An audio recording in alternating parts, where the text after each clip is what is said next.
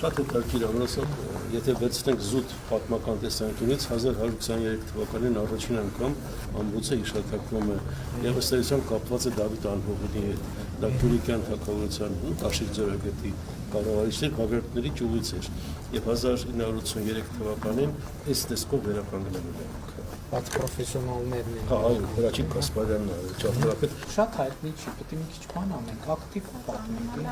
Բայց ինքը իսկապես տուրիստների գալի տեղ է, էլի շատ։ Իհարկե, տուրիստները ման են գալիս, Այն եկեղեցին է քեվի։ Այո,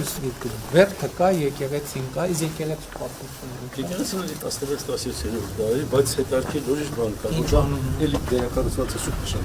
Սուրբ Նշան վերակառուցված է։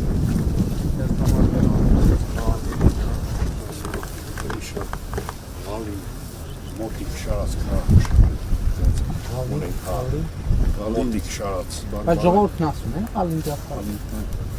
Շատ տեղ, շատ լավ տեղ։ Բայց հրաշալի տեղ է, էլի վրան խփելու, բան անելու։